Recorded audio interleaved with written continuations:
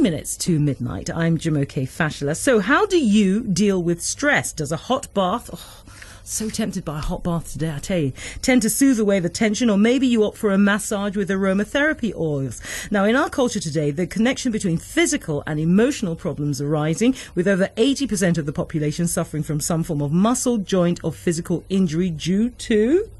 not food, but poor posture. And as I said that, of course, I now sat upright, really upright.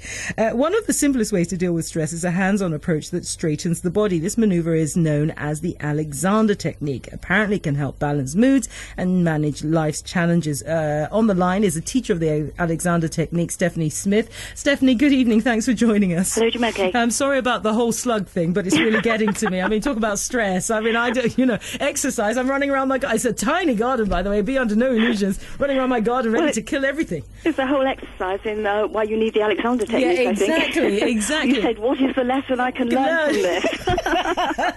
Boom, boom. Thanks very much, Stephanie. Now, here's the thing. The Alexander technique, I've heard lots about it. I've never personally experienced it. What exactly is it? It really does have to be experienced. Oh, right. And, of course, what is it is the question from hell, really, to try and explain it, because it is an experience quite unlike anything else that you could ever possibly do. Right. What it is, you have mechanisms in your body that support and stabilize you, okay? And you have muscles in your body that move you, and we can feel those. We like those. We like to exercise them. We like to feel strong. Yeah.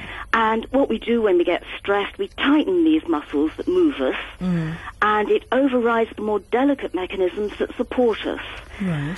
And the Alexander technique is about releasing these movement muscles, so that it gets you out of pain, because when movement muscles tighten, they're painful, they get tired, they get fatigued, and it's about releasing those muscles so that the delicate postural mechanisms can work freely. And so the result is you feel taller, you look taller, your shoulders will widen out, you will look confident, you will feel confident, your voice will improve, your breathing will improve, lots of things like digestion that you don't even think about, that will improve.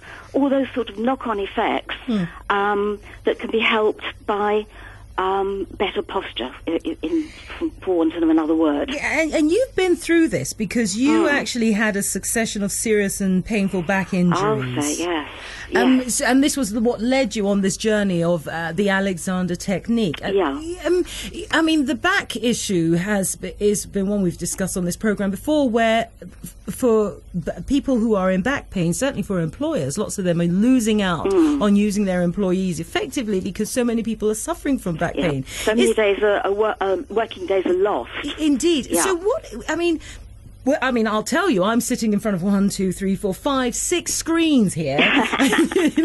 This is my life. And at home, I have a laptop, which actually I'm now... Yeah, I know. Exactly. I'm beginning to dislike my laptop because I think you don't sit properly when you have a laptop. You just kind of slouch around a bit and all that kind of stuff. And it is very difficult. I spend my life being sedentary. I'm sure a lot of other people spend their lives being sedentary. What are your thoughts around that? Because these are our lives now. Our computers and all of that kind of rule Absolutely. And I'm a big computer user myself, and I think computer users are among my best customers. Oh, really? But, laptops and texting and all this, staring hard into, especially laptops, small screens. You're kind of condensing yourself down into this screen and staring hard at it, and this tiny keyboard. We really do collapse into that. Yeah. But even if you're using a desktop, it's how you use the mouse, and I can tell the way people use their arms, the way they're using their arms, that's how they're using their mouse, and it's very harmful. And, of course, that creates all the RSIs and the neck and shoulder pain and all that sort of tension.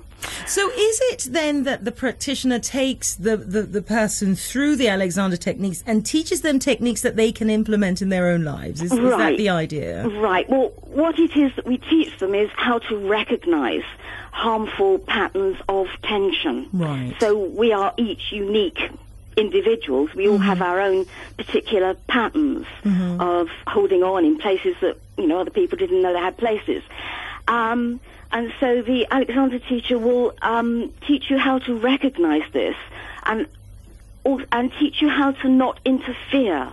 That's the main message of the Alexander technique, is to stop interfering with your basic postural mechanisms so that your body will work freely. And if you do that, if you tell yourself, I'm not going to interfere, that when you're faced with a challenging situation like the slugs have eaten your hostas again, sure.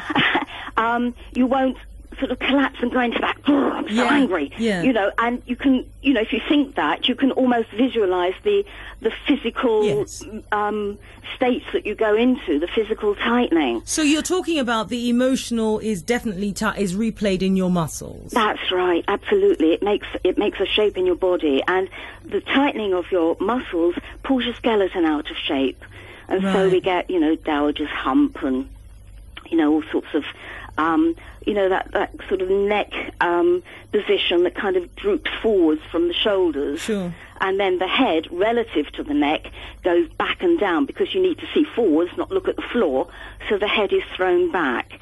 And that's a very, very harmful posture. You see, I'm struggling here because on the one hand I'm thinking, okay, do I sit as I'm talking to you? I'm not going to lie, Stephanie. I'm sitting much more upright than normal. I'm kind of sitting here, but then is that the right way? I mean, obviously you can't see me, so you can't tell. But I mean, is that what we should be doing? Should we be upright, or are we saying actually maybe your body isn't naturally that upright, and rather than try and force yourself into that position, you need to try and work out, or through this Alexander technique, try and work out what is the best position for your body. Yeah, you see, we slouch about so much we don't even know what's upright. So now, to us, sitting up straight is sort of like sitting to attention, or standing to attention. Stand up straight. When people ask me what I do, and I say I teach Alexander's technique, they go, "Ooh," and they stand up straight, or what they think is straight, but actually they're curving their spine. They're increasing the spinal curvature by going into this sergeant major sort of attitude.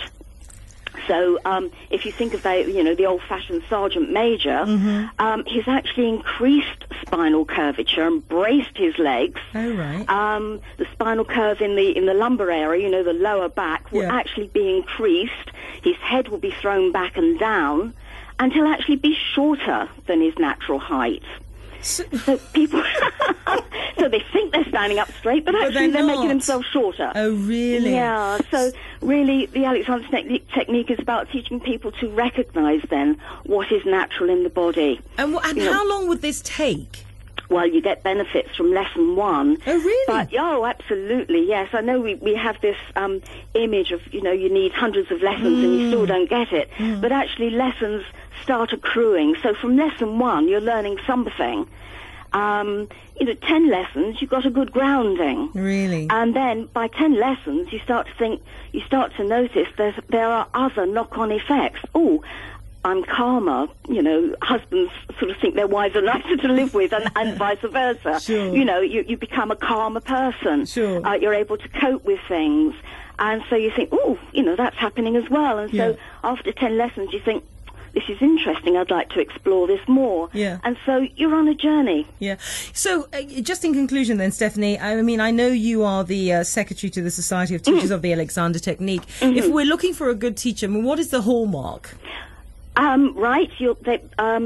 A good Alexander teacher will have STAT after their names. That's the Society of Teachers of the Alexander Technique. Right. And that denotes that they have undertaken a 3-year full-time training course approved by the Society. And if they are members of the Society, so they will say MSTAT, meaning that they are members of the Society and they pay their dues and subscriptions to the Society and are bound by the Code of Conduct and so on of the Society. Fantastic. So, that's how you'd recognise an Alexander teacher. Marvellous.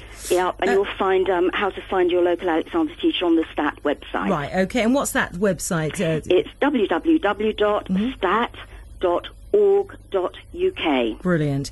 Can I thank you, Stephanie? I know you live in Essex, otherwise I'd be like, come down and see Stephanie, see what she can do for me. But anyway, listen, great to speak to you. Thank you so much for joining us. Much. All right, you take care. Take care. All right. If you have any, if you need that website, let me just give it to you again. STAT being S for sugar, TAT.org.uk.